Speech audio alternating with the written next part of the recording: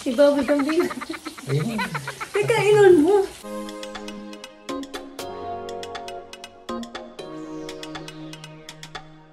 Hi guys! Welcome back again to our channel. Ang gagawin ko asawa ko. Sinusundan ako, no? Okay, take two. Hi guys! Welcome back again to our channel. So, andito na naman kami ni Mr. and Mrs. Kumusta na kayo dyan? Kumusta na kayo? I hope nasa mabuti po kayo. So, meron ulit tayong question na sasagutin dito. Sabi niya, hello ma'am, may paraan po ba para matagal labasan ang lalaki? Less than a minute kasi, nakakatapos na ako. Uy, sana mapansin po.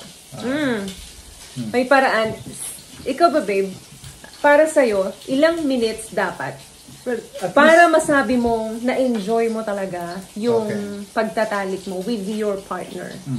Kasi sa kanya, less than a minute eh. For you? For me, 1 minute ay sobrang bilis nun. 1 minute? So talagang ano siya, may pre-ejaculation issue siya. No? Para sa akin, mga... Ideal mo? Ideal ko, around 7 to 10. What? Pero may hugutan. Oh, meron. May hugutan naman. Kasi mag-change ng position. Mga gano'n. Hindi nag-stuck na 7 minutes, straight tuloy-tuloy yun. Pero at least 5 talaga.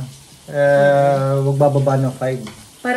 Para masabi mong na-enjoy mo talaga yung gabing yun. O yung pagtatalik mo with your partner. Ano? So may issue nga talaga si sir kasi pero 1 minute kasi less than a minute. Less than a minute, lalo na, papasok pa lang.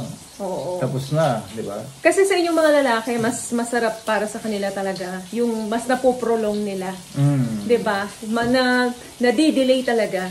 Okay? Kesa yung mabilis. Naiintindihan ni Mr. yan. Alam ko yung pinagdadaanan ni Sir. At hindi maganda nga naman yun kasi gusto mo pa talagang i-extend pero hindi na. Now, ano ba yung dapat niyang gawin para ma-extend, mas mapahaba? Ako naman, feeling ko sa lalaki, dapat at least 3 minutes. 3 minutes? Okay na yun. Pwede na sa'yo? Okay na. Okay na. Hindi ka kasi lalaki Sa bagay, hindi. Kasi sa mga nababasa ko rin, ng mga article, at least 3 minutes, ideal na siya. Ideal. Well, kung 5-7 minutes, mas okay yun. Yun nga, di ba? Sa tanong kasi kung ano yung preferable na tagal. Para sa'yo. Para sa akin. Oo, para sa'yo. Pero kung less than a minute, I think that's a problem talaga. Medyo malaking ano yun. Medyo malaking diferensya. Kung i-compare yung 1 minute sa 3 and 5, 7 minutes, ano. Siguro ako, ang masasuggest ko sa kanya para ma-extend man lang, ano, bago ka makipagtalik sa partner mo, siguro better na mag-masturbate ka muna. Bago yung big event. Yung big event, yun na yung pakikipagtalik mo. At least 2 hours, mag-masturbate ka muna. That way, nababawasan yung sensitivity nung yung ano, ari. Kasi nakapag-masturbate ka muna. Unlike yung hindi pa talaga, tapos tipong 1 linggo, wala kang ganon, meron ka na nga issue, may ano ka na nga pre-ejaculation ka na nga tapos biglang sasaba ka kaagad sa big event, talagang mas mabilis pa yon. So better siguro kung number 1, mag-sarili. 1 to 2 hours bago sumabak. At least 2 hours. Oo. At isa pa, babe, kasi siyempre hypersensitive. Diba? Under 1 minute. Ibig sabihin, may problema ka sa sensitivity down there. Oo. At saka maraming ganun. Saka ang tip ko, subukan niyo gumamit na ng condom. Number 2 tip. Number 2 tip siya. Oo. Hindi yung ordinary. Yung makapal.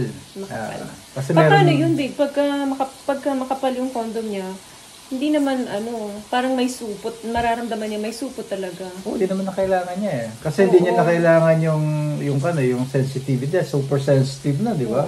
After 1 minute, tapos na, di ba? Kaya kailangan bawasan yun.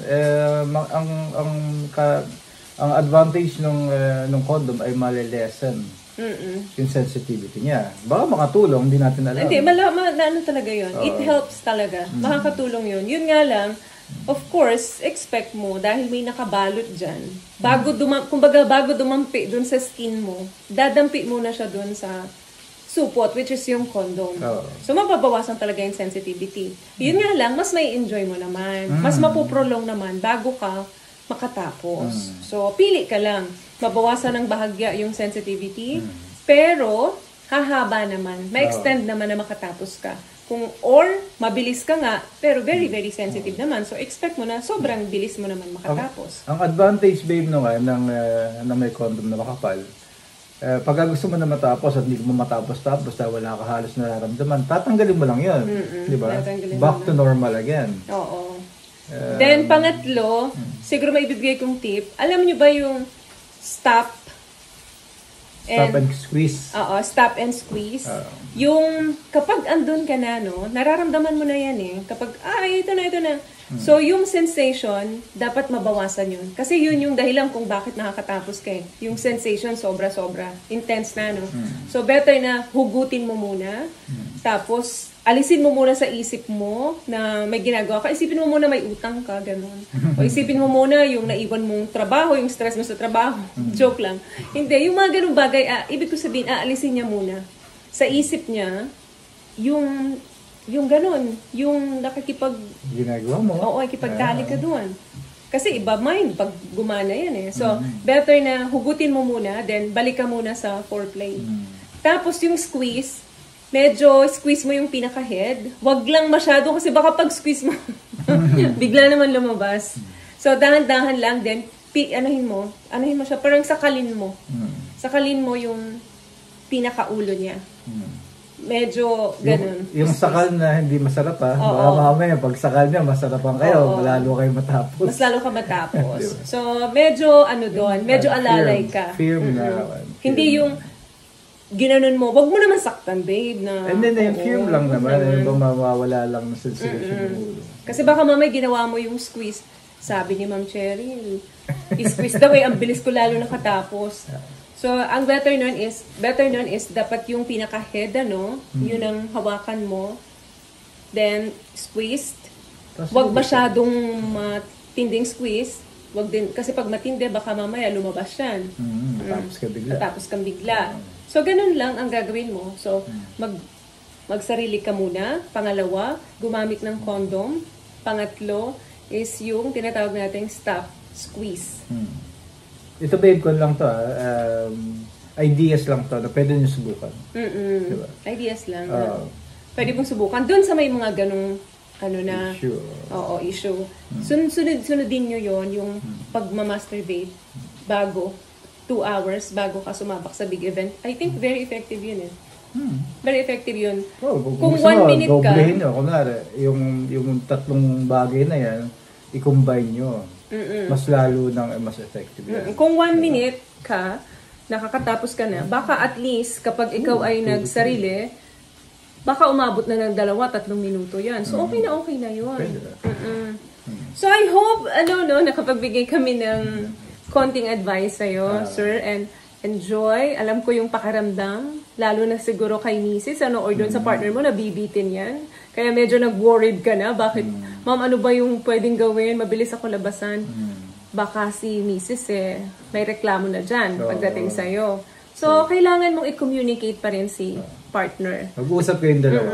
Mag-usap kayong dalawa na alam niya yung sitwasyon mo na after ilang push lang, malapit ka na. Si Mrs. na mismo yung, teka, ayoko pang matapos ka. Baka 1 minute, okay na kay Mrs. Hindi mo alam. Diba? Worried ka. Tapos sa kanya pala, okay na okay yan. Diba? So, it's very important na kausapin si Mrs. bago kayo magkaroon ng big event. Okay? Para nakakatulong kasi si partner. Kayong dalawang magtutulungan dyan eh. So, yun lang guys, ang video natin for today. Naalog yung camera. Pasensya na kayo. Hindi ko alam bakit. Pasensya na kayo. So, yun lang guys, ang video natin for today. I hope may nakuha kayong konting tips dito. So, nagluluto pa kami ng dinner namin. Kung naririnig nyo, may piniprito. Ayan o. May pritong isda ang aming ulam ngayon. So, sinagot lang talaga namin ito kasi para sa akin, medyo urgent ito. Kasi lagi ko nang nakikita sa comment section na nagko-comment siya dito. Bye guys! Bye-bye. See you again on our next video. Bye-bye. God bless you all.